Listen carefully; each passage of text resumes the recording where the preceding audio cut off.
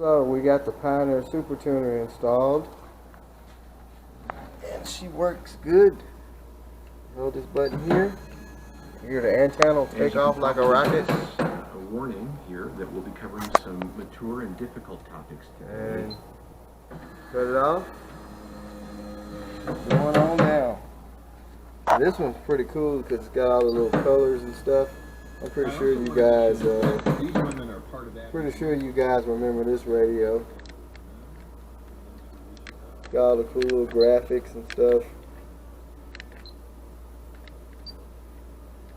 And these radios are real powerful too. You didn't really have to have too big of an amp to operate it. It's got the built-in equalizer. So, super bass,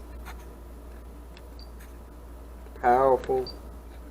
So these radios, they were pretty good back in the day. The only thing about them now, they just not too many people listen to CDs.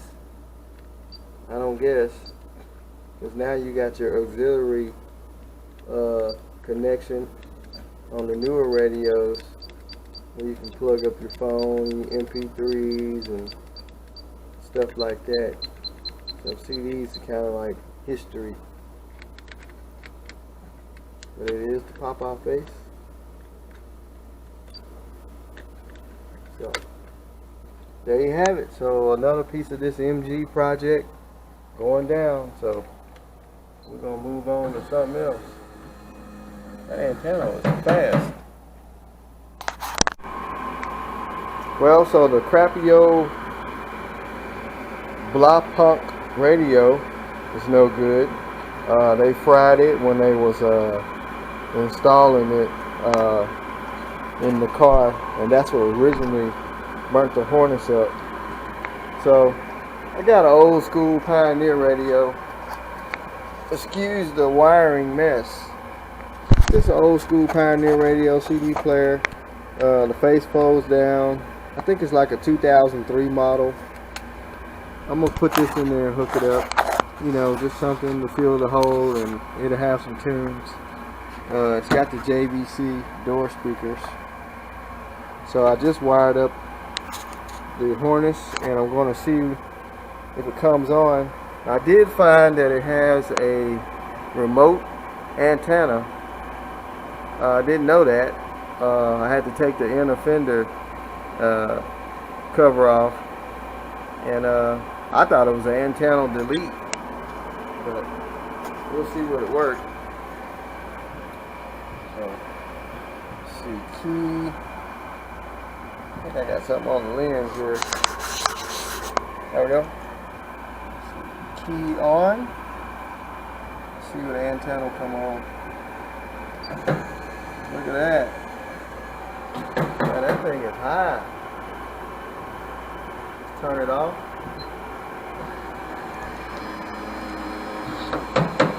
Cool. Let's see, does the radio light up, which it should. Got the tuner. This is actually a Pioneer Super Tuner. These were real big and popular back in the day. I know it don't have the auxiliary output where you can plug your headphones or your cell phone or stuff like that. It don't have the USB port, but it's a nice old school radio that we're going to install in it. You know, so hopefully these JVCs still work. And I got to straighten out all this wire so I can go ahead and put the center console back together. And we've been having the inside all buttoned up. So let's try it again. Let's see, the antenna's up. That thing goes down fast too.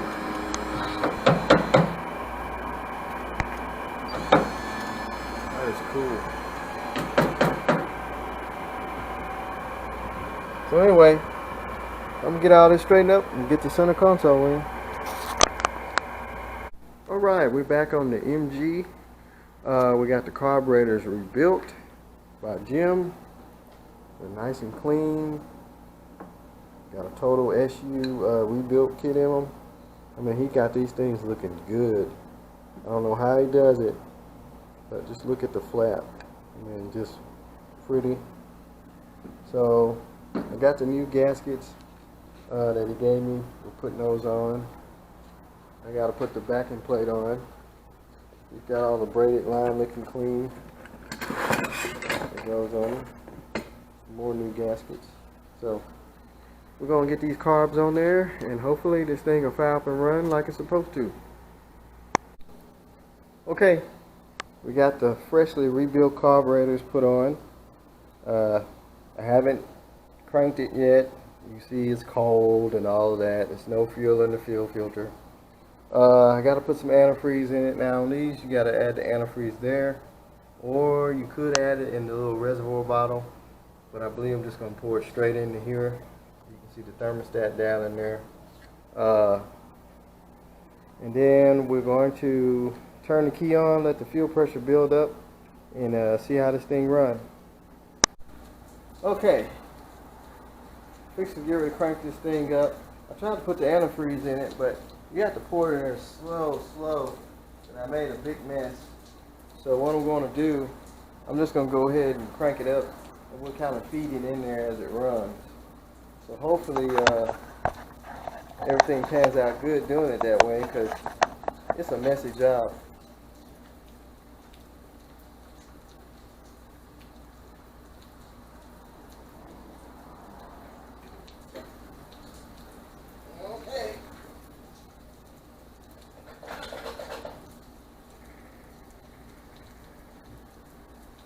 Got fuel up to, whoa, got a fuel leak.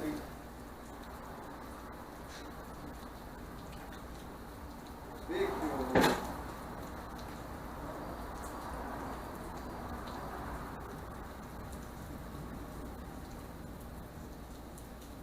We got a fuel leak somewhere.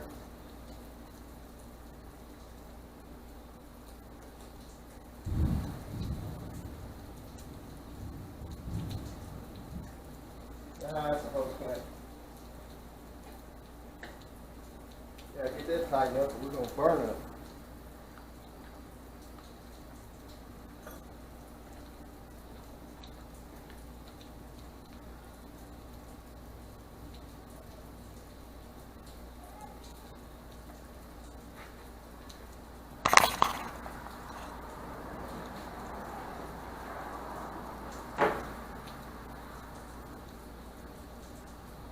Hopefully that holds it.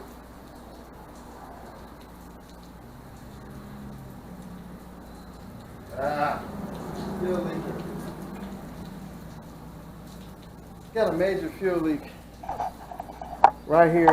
Oh, sorry about that. Nearly tripped over the tripod. Right here at the fuel filter, where this little T is. Try crimping down on that hose and it still leaks. I don't like the way this is made. It's not made to flare inside of there, so I'm going to have to come up with something different, stop that fuel leak first, and then we'll continue with the cranking.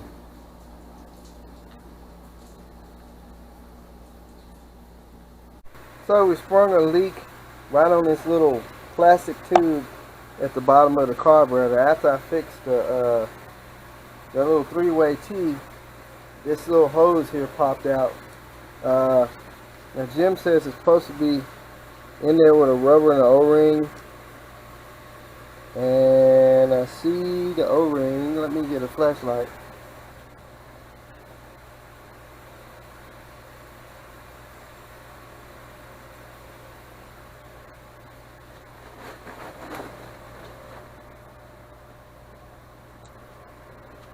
It has a little washer, and then there's an O-ring that's in there. Oop, gas pouring out. So this little plastic sleeve line here is supposed to go through this fitting and through the O-ring, which that O-ring is hard to see when it's got so much gas in the bottom of it. This is actually the bowl, the float bowl of the carburetor. So what I'm going to have to do, try and get that The thing about it's got this stupid spring on here.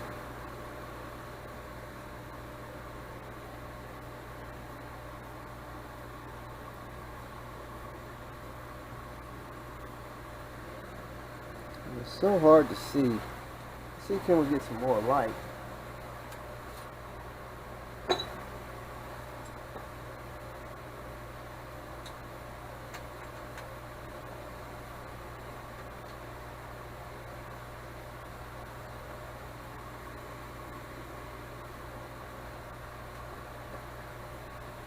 See, can I get some better light and I get it in there and then I'll show you how it looks. So here is the hose. Like I was saying, it's got this little O-ring on here, and there's a flat washer. So you have to try and squeeze that all in this little hole on the bowl. Everything's got to go in at once.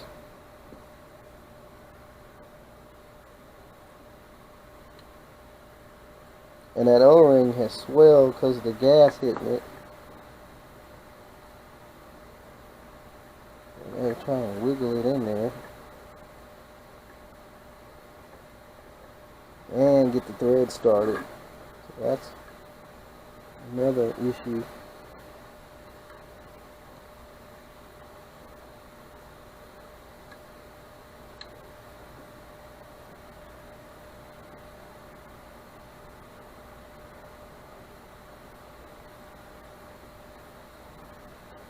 I'm gonna have to put this thing in the vise just to hold it. I hate to, but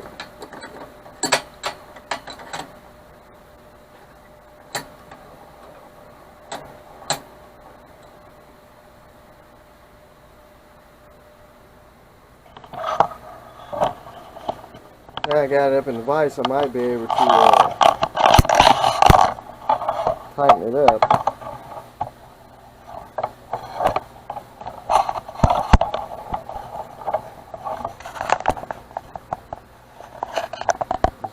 Job.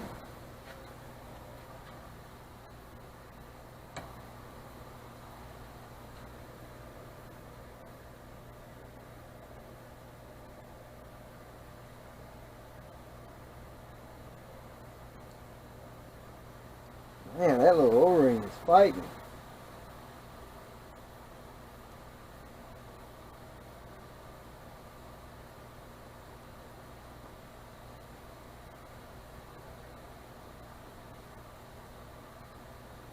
If I can just get some threads catching.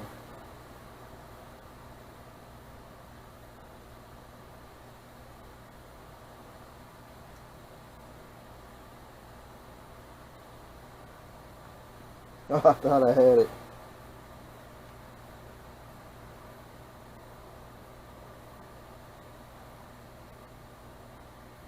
I think I got it started. Yeah, make sure not to twist this little plastic line here, but I got it started, so hopefully I can go ahead and get it tightened up. Try and get you guys a little closer.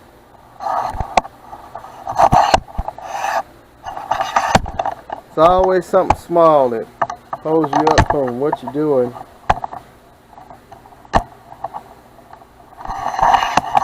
Especially when you're dealing with aftermarket parts.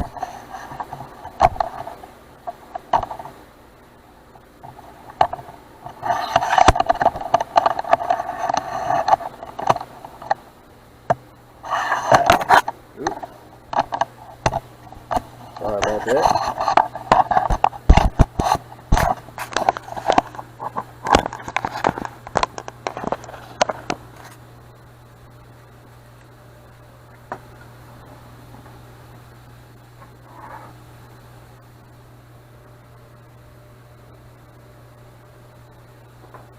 Yeah, that's good.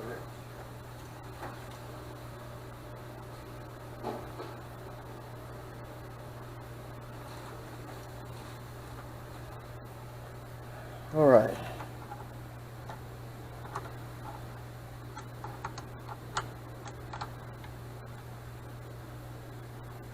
Should be in there tight.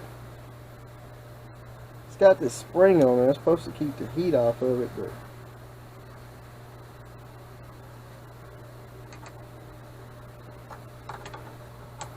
don't want to cross thread this.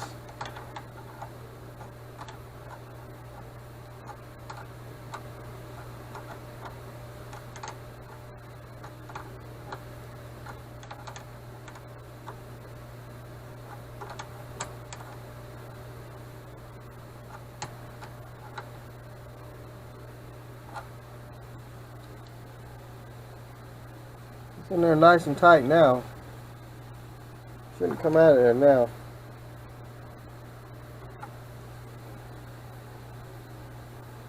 So, we'll get the carburetor back on. I just took this one off. I had to really do some finagling to just get the one carburetor off. But I guess this is how you adjust the float bowl. They're not real too big on these. But I'll show you a breakdown. So it shows you here in the book. There's that little hose right there. But it don't show the O-ring or the washer. These are the SU carburetors. So anyway, we will get it back on there and we'll try it again. Okay, after fighting with the carburetor, I think we finally got all our fuel leaks fixed.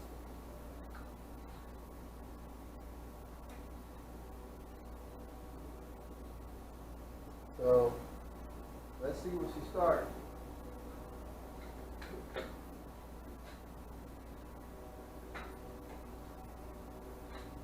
Well, I forgot one thing.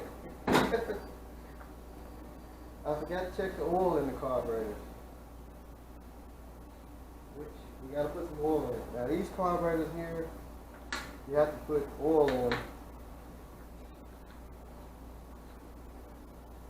or the slides won't act right.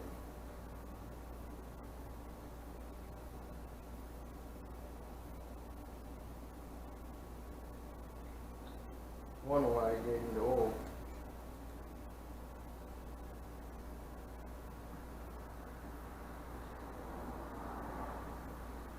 A little bit of stuff so you can forget.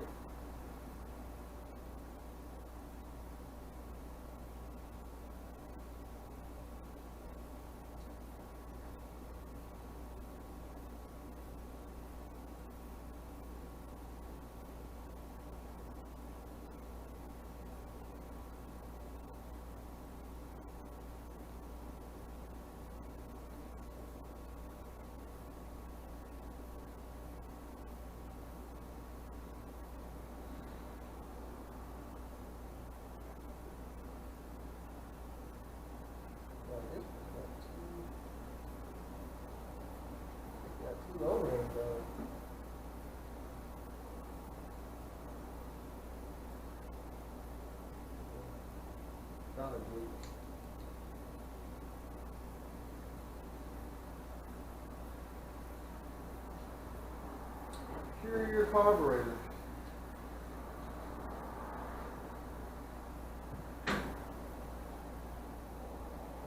Okay.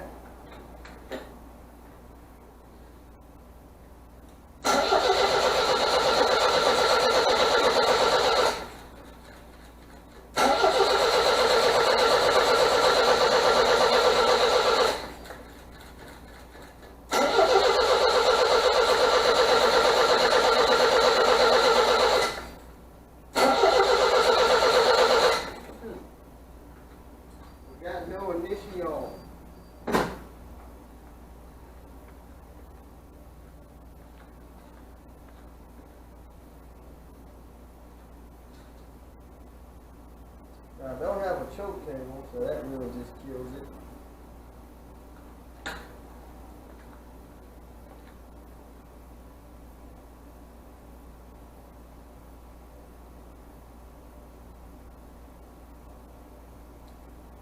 Might have to get some starter fluid. Now we got the firepower.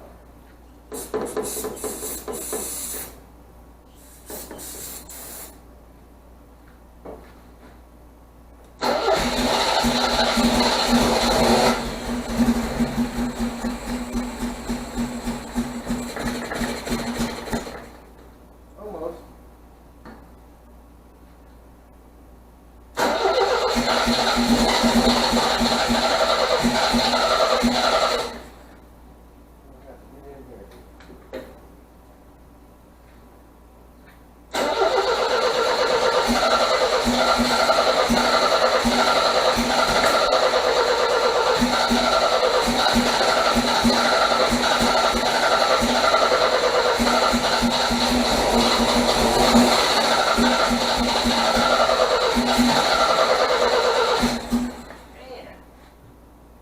Betsy?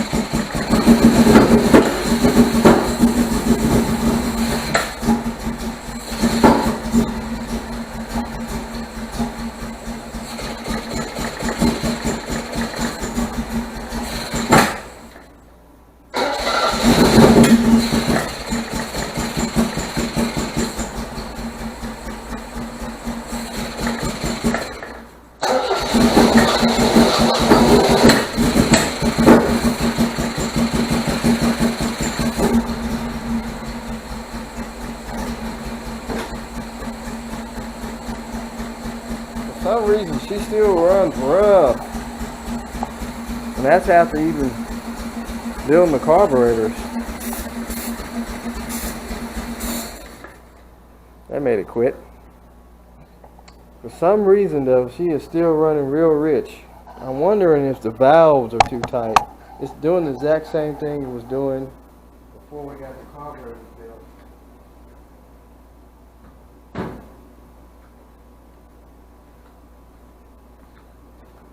Really rich.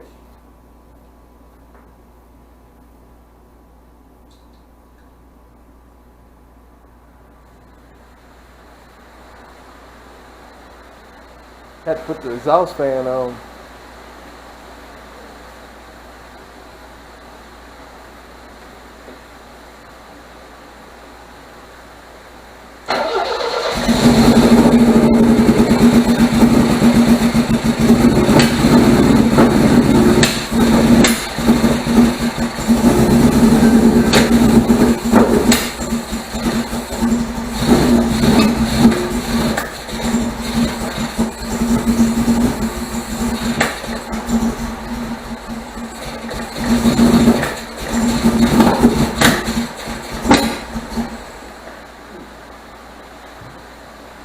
Something's definitely not right for you, girl. It's almost like the timing is off.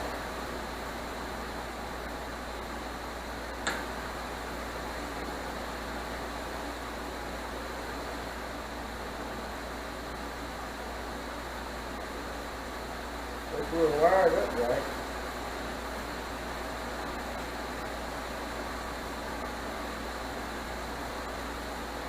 I have to dig deeper into this. I'm thinking that might have some valves that's too tight.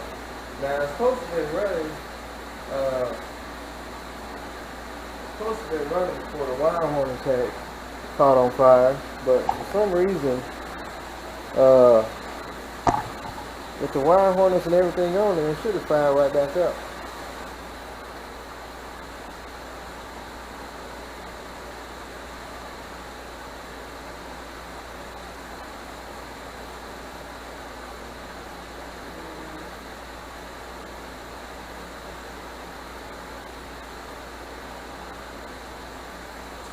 Not getting it. So I guess we'll have to go back to the drawing board, and we might have to check the valve clearance. Make sure the valve is adjusted right. I don't know what else it could have been, but gonna dig deeper into the timing and see what that is. I mean, they could have had caught the thing on fire trying to crank it. I don't know, but the wire harness would definitely burn over there, and the story was it was because of the radio. So who knows? But we're gonna dig into it.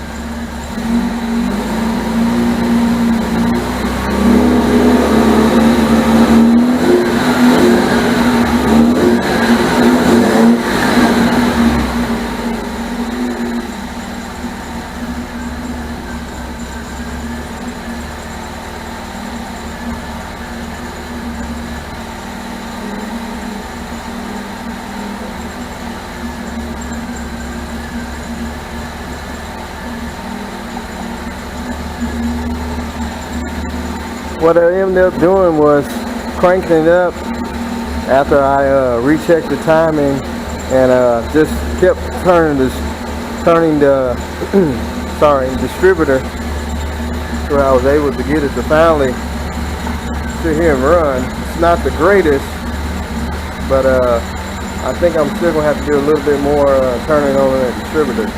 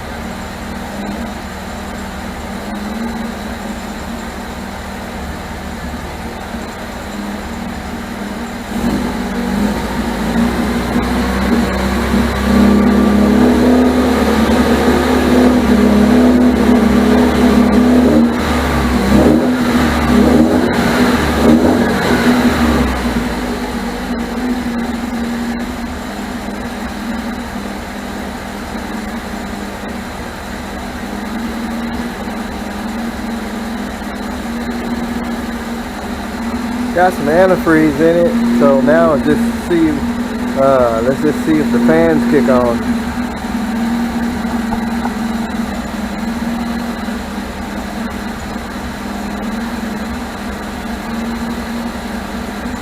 Thermostat just opened up.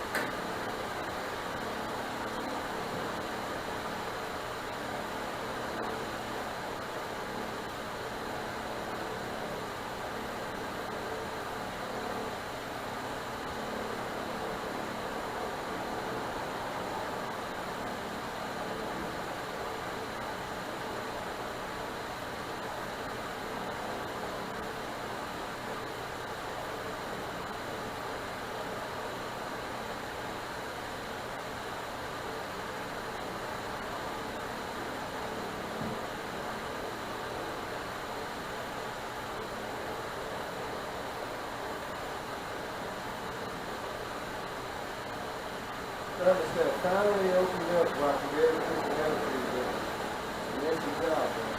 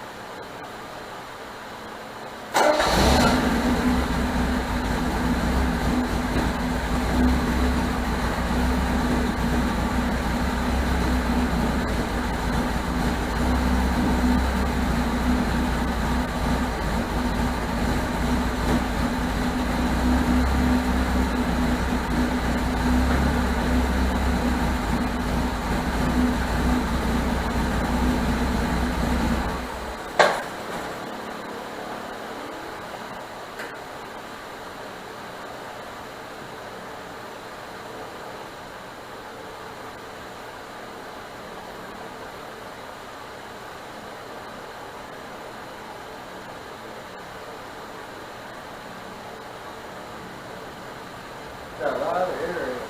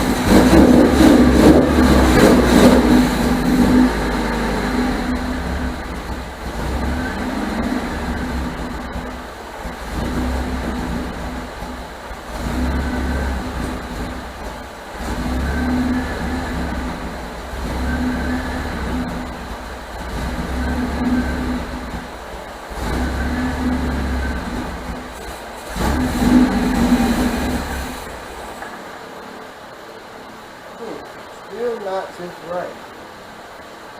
Somewhat right, but not always right.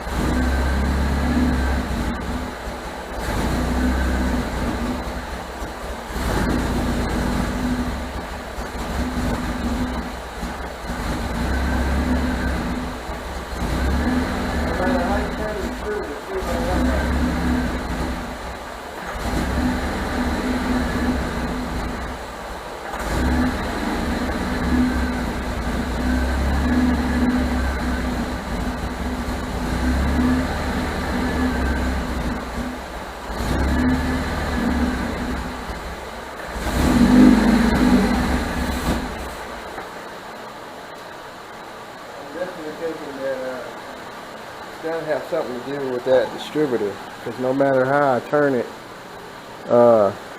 if I go too far with it, it don't even change the engine at all. So I'm starting to think there's something wrong with that distributor. That's why I had to turn it so far to get it to crank and even run like it is now.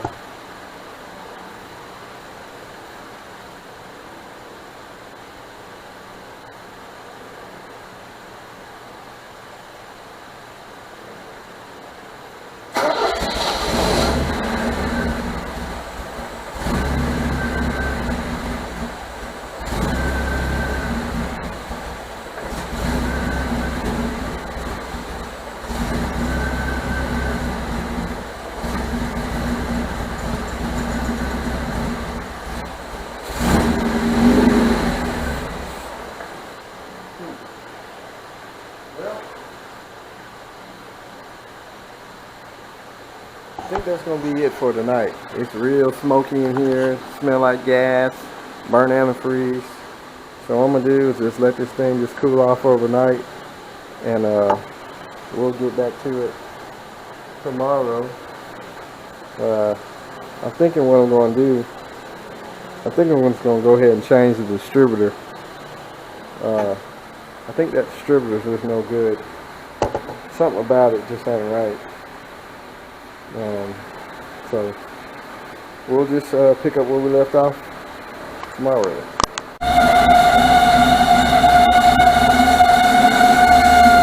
That fan don't sound good, but it's straightened up.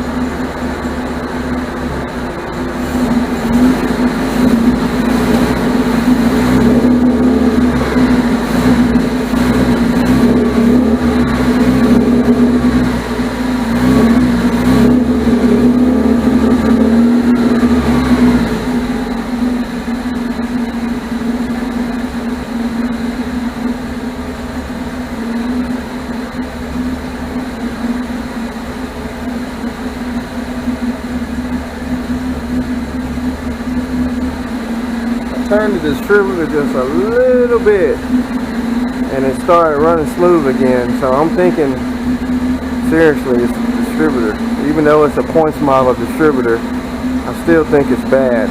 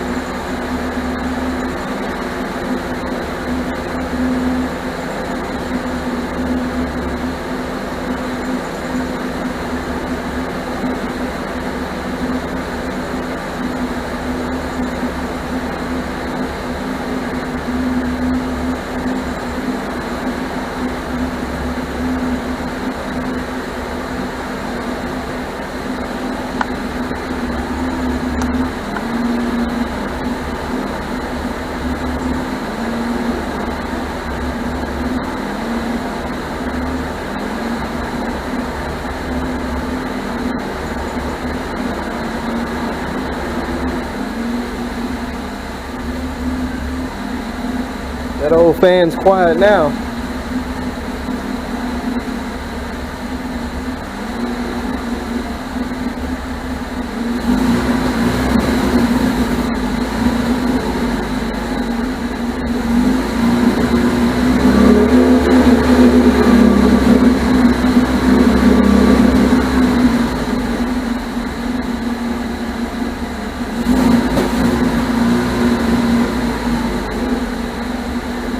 Don't want to take the throttle real quick.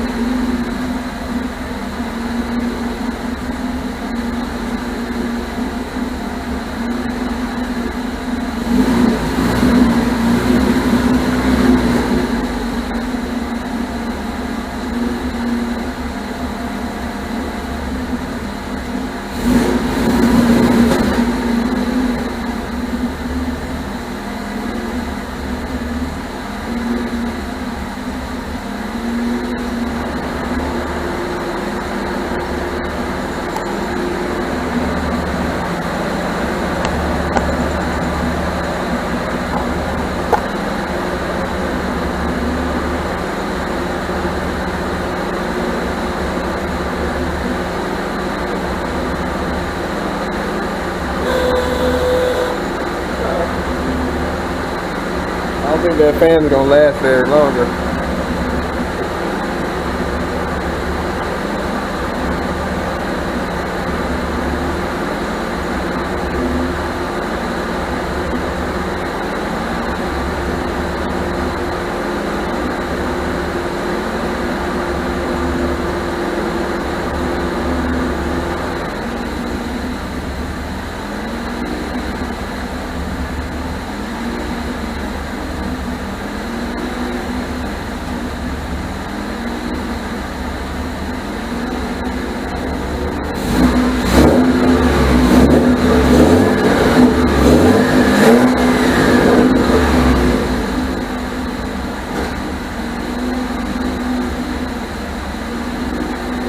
Okay, she's coming alive. She's coming alive.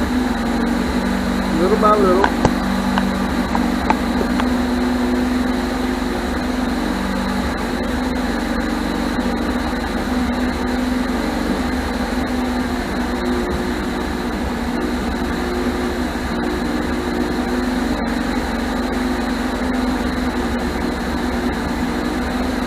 She's starting to idle a little smoother too.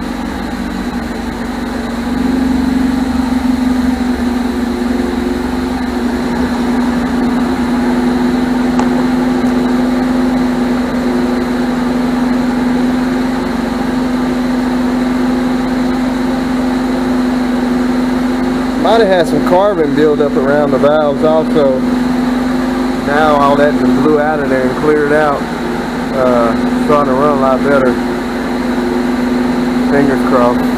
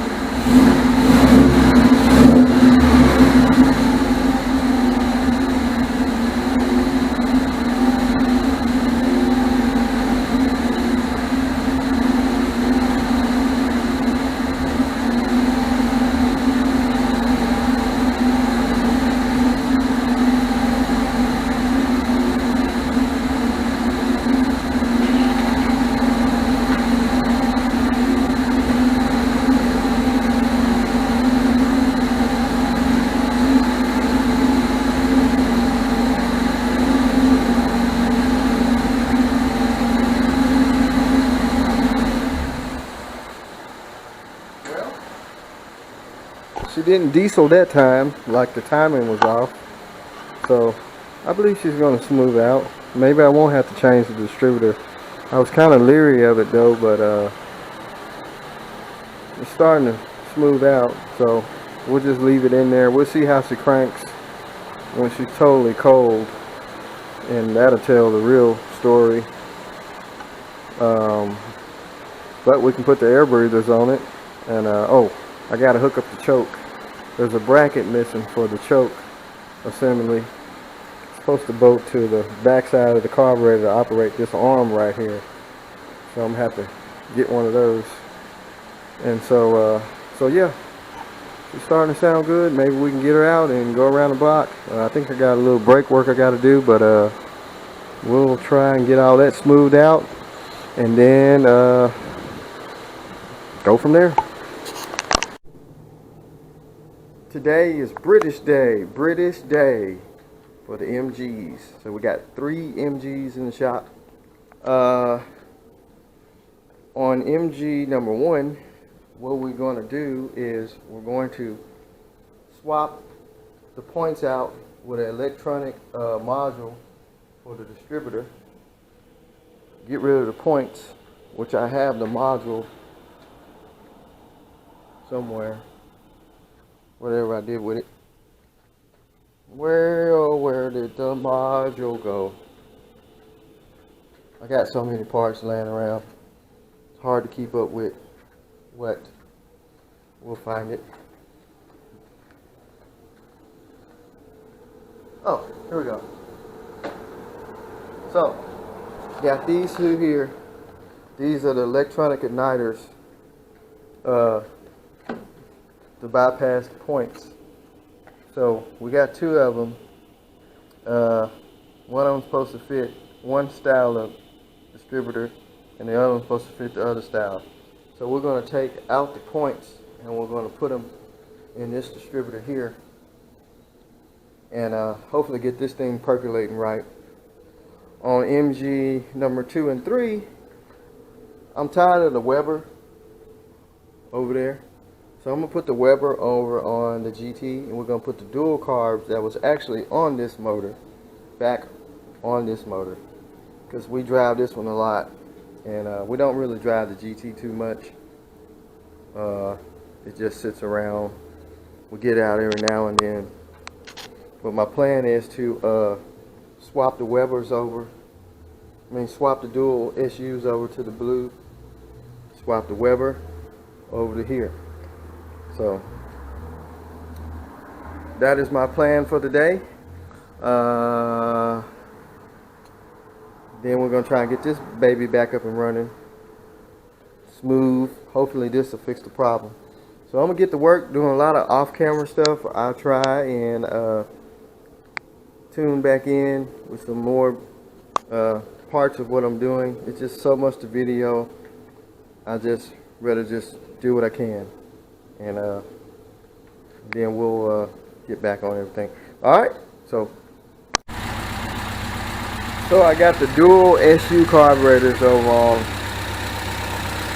77 MG, and she runs even better with the dual carb. That Weber, it's alright, but I'd rather have the dual carburetors on it. It didn't run all that great with the Weber. Feels like it was robbing horsepower. So I'm gonna take her out for a spin. Like I say, I got the original carburetors for the 74 getting rebuilt, so I'm waiting on them to get done so I can put them on. I gotta run some flat style breathers, kind of like the ones we got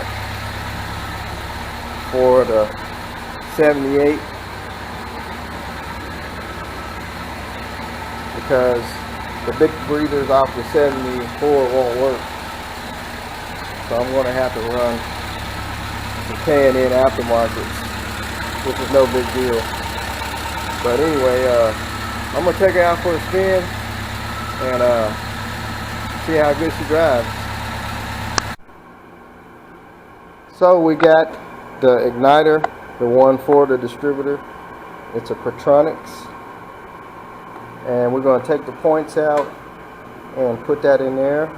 That is a 25D model distributor, come to find out. So it's going to use this type of igniter. So what we're going to do, we're going to pop the distributor cap off here and out. Remove these points completely, which I hate points anyway. They're good when they're working. Once they give you problems, you gotta go fiddling with them. So we're going to remove the rotor button, and then we got to remove the point setup.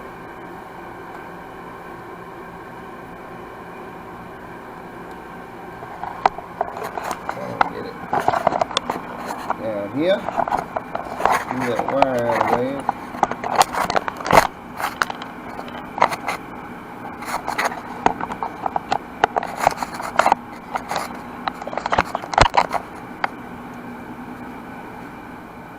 So to remove the points, of course we got to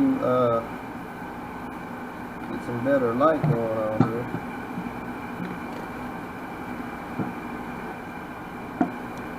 That'll work. we got to remove this little thing here that holds the wire for the points, and we got to remove the condenser,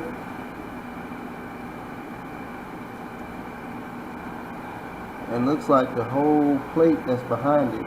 Let's get a screwdriver.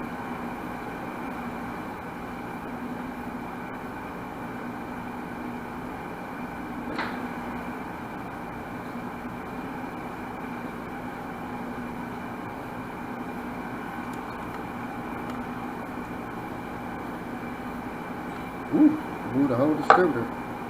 Thought it was tight. Still loose from when I was playing with it.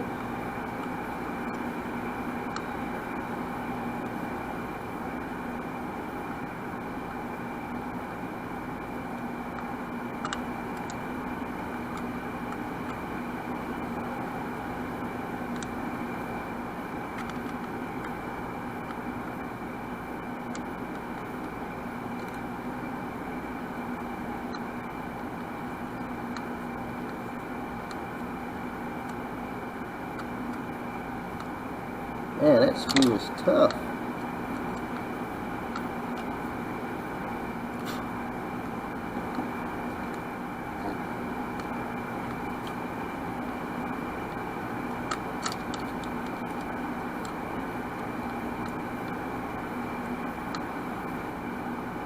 Put a screw in there longer than a SS minnow.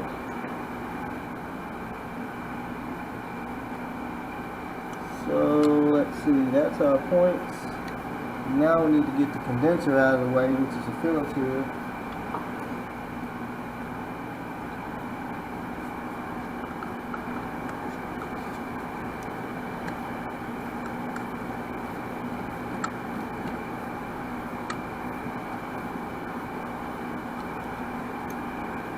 Away with that. Now we need to put in our electronic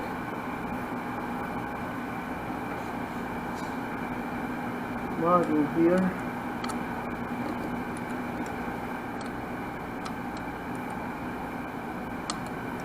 Okay.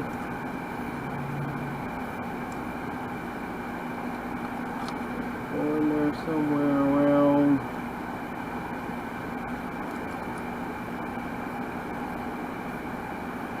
there.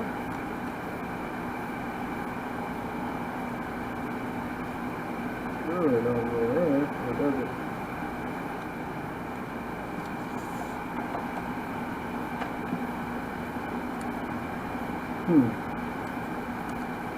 Looks like that little hole. So there it is. So it's just like that. There's a little hole right here. And it's a little tab sticking out of the distributor. And it has this little screw thing on there. That just screws the condenser in. But still, we gotta put some screws in it to hold it down somehow.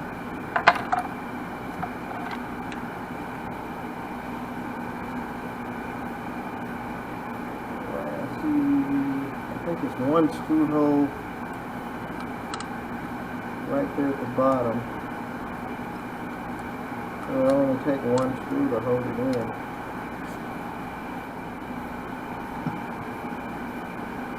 I'm guessing it's going to be that little screw that held the condenser.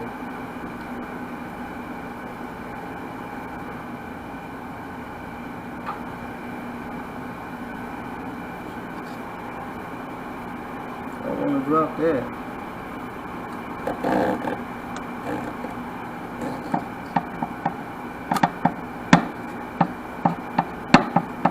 That is too short. Gotta be a screw longer than that.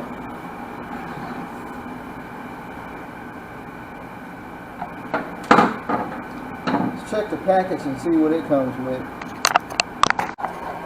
Now it did come with some extra screws and these little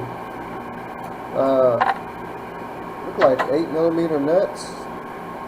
That's what holds the igniter onto the plate.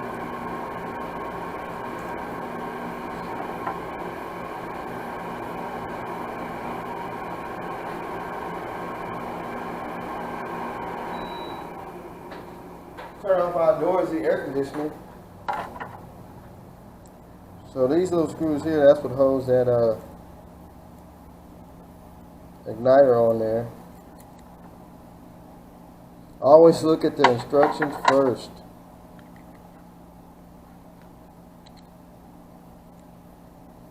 Sometimes you can get ahead of yourself. That's how you mess up stuff. So we got those tight, so that's on there. So now it came with this other screw, which is a little bit longer than the screw that we took out, and then it has that screw there. But I don't see where that one can go. So we'll have to go with that one. It just has one screw, basically. Holds that in there.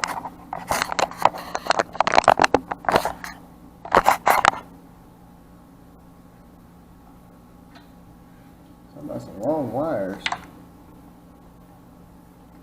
So we'll put it back in.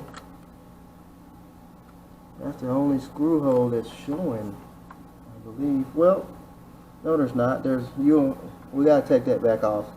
There's a screw hole right behind there. That's where that bigger screw goes. What did I tell you? So the plate actually goes in first.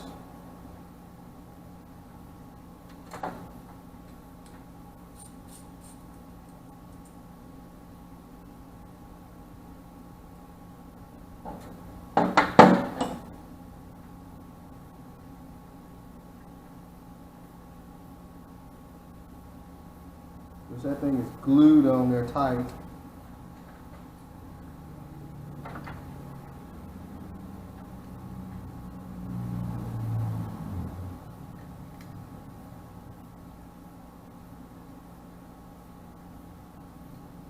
She won't come off there.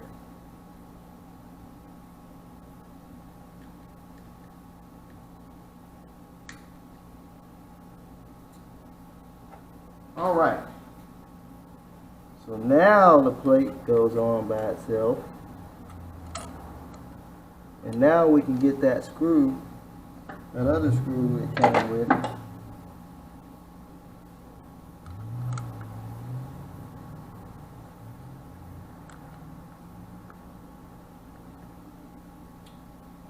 And now we can go with the bottom screw, which is longer. Now on these, I recommend not to run the vacuum advance because you really won't need it on these type of ignition setups, because it makes it run bad.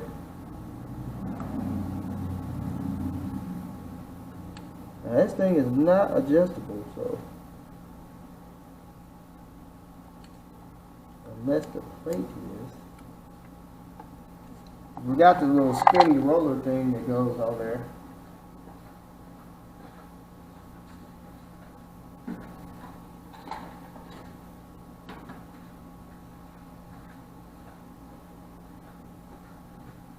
This has got to go on there.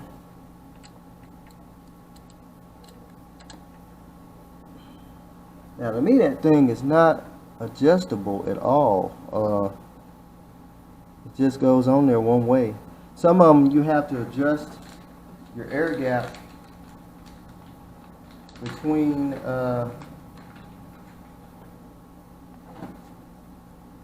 use this little thing here to adjust the air gap, but I don't know if you adjust it with the vacuum advance screw, because it is a pretty good gap between there. This thing is probably froze.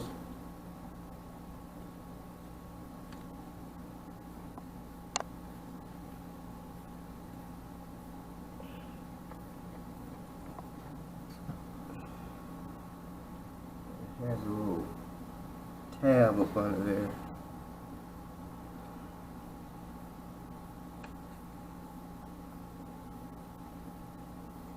But then again, I don't know that that's how you adjust it. Oh, you pick up on it in turn, I think. No, you don't.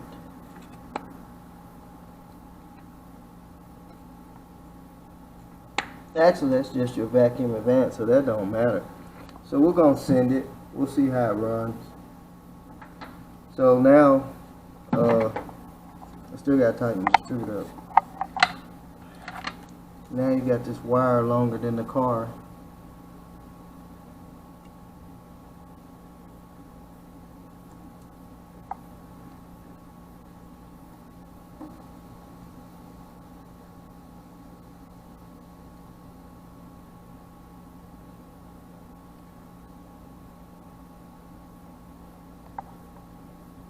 Which I believe was like that. And then you have the wire. You gotta make sure these wires don't touch in there. It came with a little zip tie, so I imagine you zip tie that wire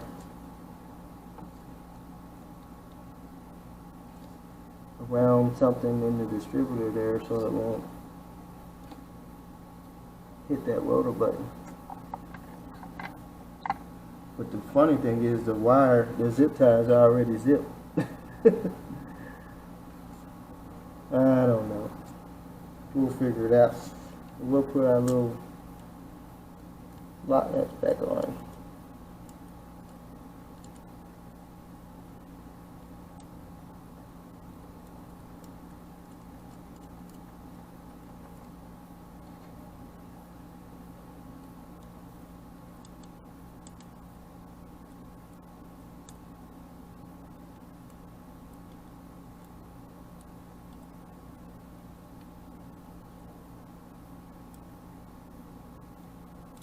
Hard doing it in the car.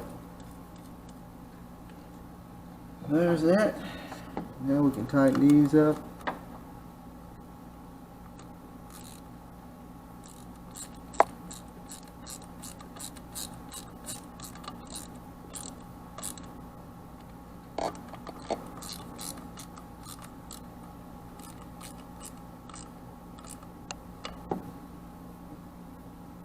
Perfect.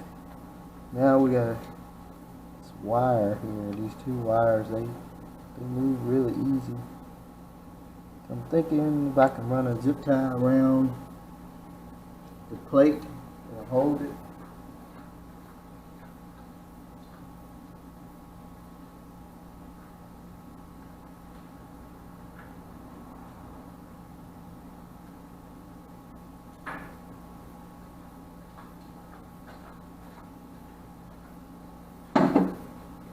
We can run a zip tie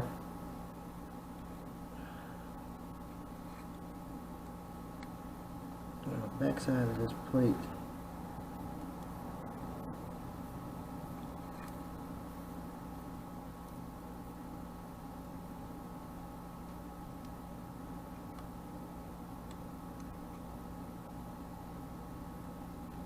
Just like that. Something just to hold them wires so if you accidentally get pulled, it won't rub the rotor. Kind of gently tighten down like that. I think that should do it.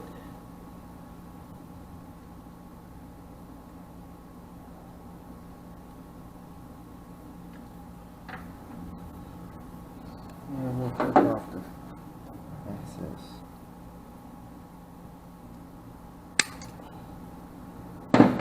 So, see that? It's all in. So we get to put the cap back on. Then we gotta wire it up. Oh, forgot something. Rotor button. No cap yet. Make sure that's pushed all the way in.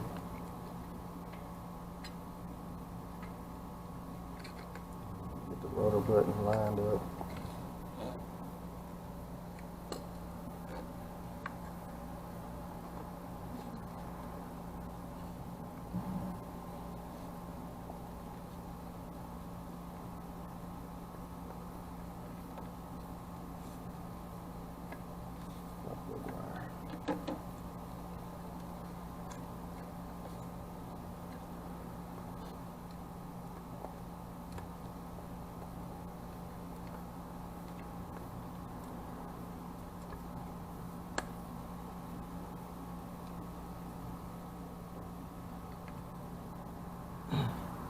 Yeah, get it clipped. Right there, I got it. It's gonna be a two-hand job here.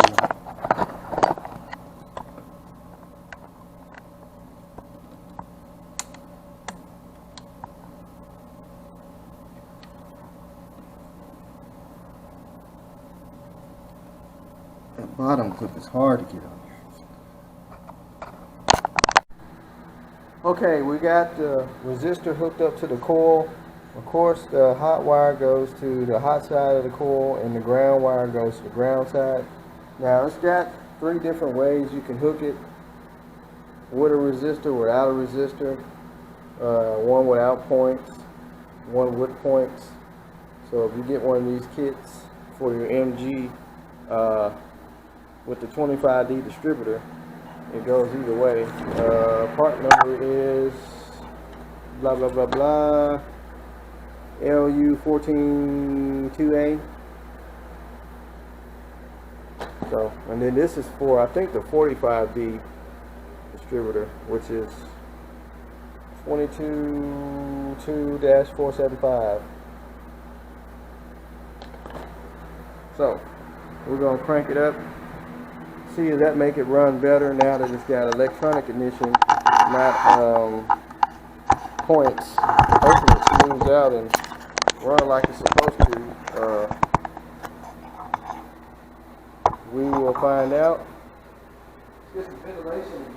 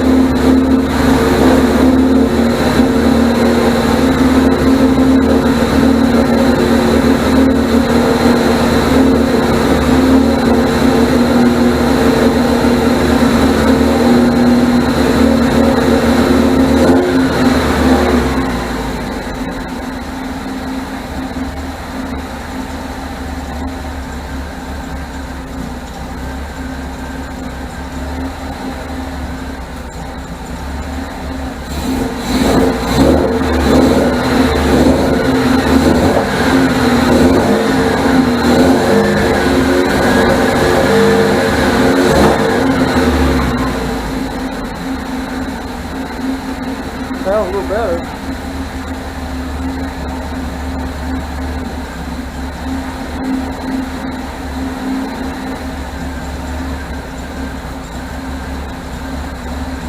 Let me just put the timing light on.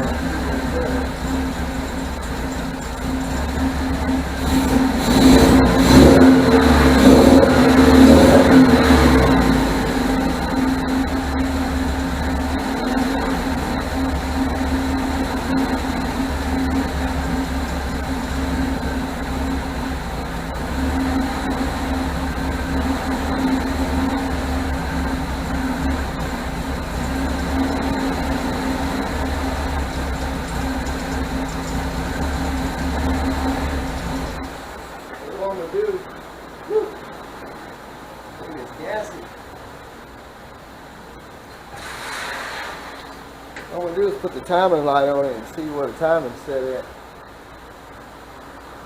Sounds a little better. I still have to turn the distributor a little bit, but I know the timing's not set on it. Let's see what the timing's supposed to be set at.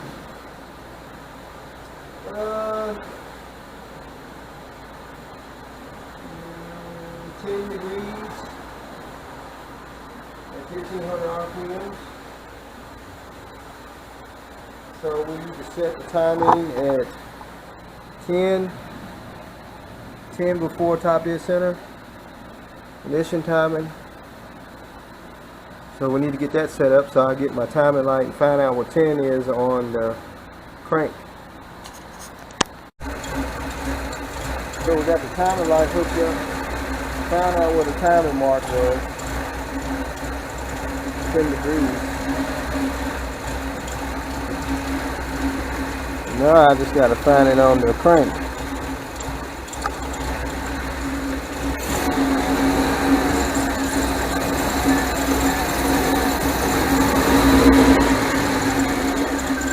It's running so rough.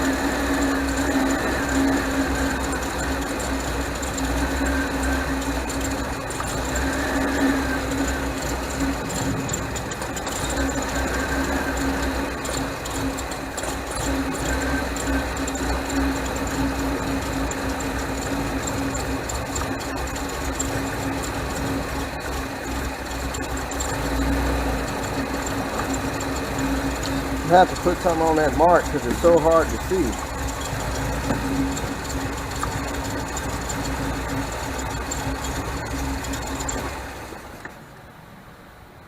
Put some paint or something on it.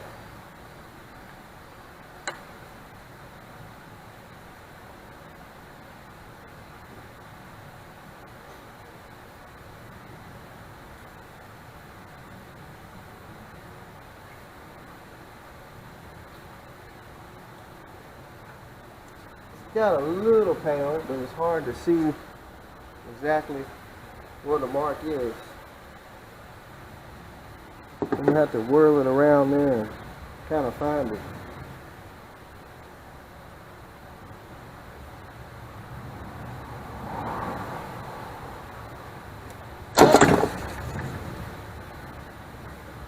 Need that flashlight. Where are you, timing mark? It's all the way around the bottom. Like my hose might be a little loose.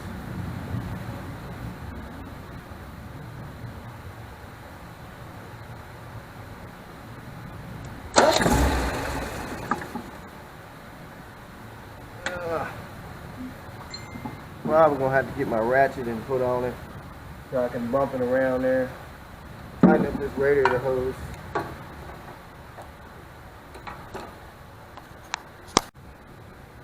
Alright, let's try this again.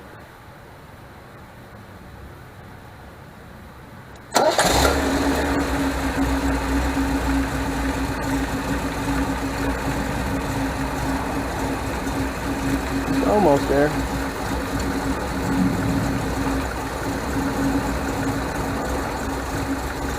That should be 10 degrees there. So we're going to cut it off and lock it down.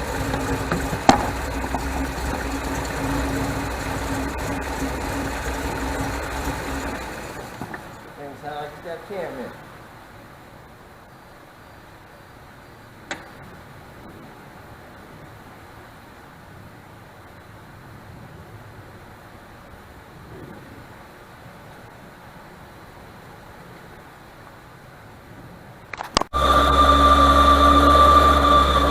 Other than the fan, it's running real good now. I adjust the timing. I'm about to unplug that fan though.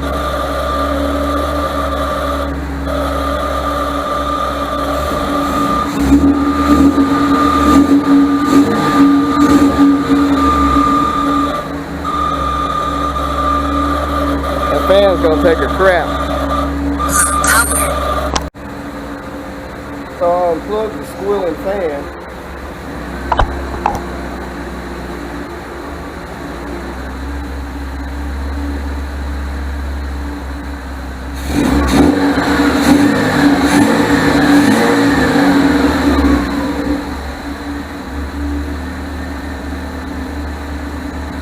Sounds pretty good.